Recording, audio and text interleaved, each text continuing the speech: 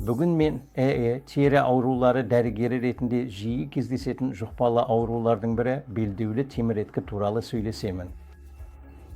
Белдеулі теміреткі бұл қарапайым халық арасында қолданылатын атау, ал медициналық тұрғыдан ол герпес зостер деп аталады.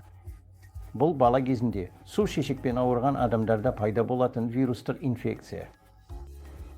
Бұл жерде не болады десек, вирус ағзада ұйқы күйінде қалып қояды да, адам жасы ұлғайғанда қайта белсенділенеді. Сол кезде дененің бір жағында ауырсынатын көпіршіктер пайда болады.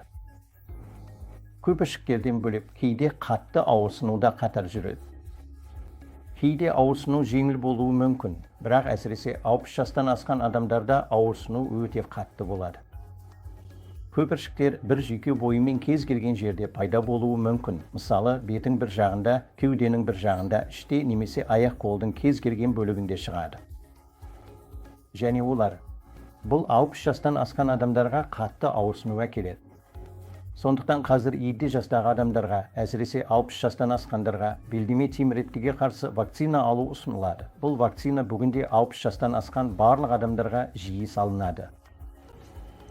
Бұл жұқпалы болғанымен желшешекпен ауырған немесе желшешекке қарсы вакцина не белдеме теміреткіге қарсы вакцина алған адамдарға жұқпайды. Ең дұрысы, мүмкіндігінше тезірек дерматологқа қаралу.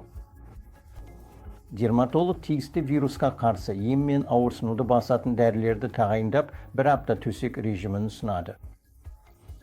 Кейбір адамдарда ауырсыну ұзаққа созылуы мүмкін. Бұл постгерпетикалық невралгия деп аталады, әсіресе егде жастағыларда.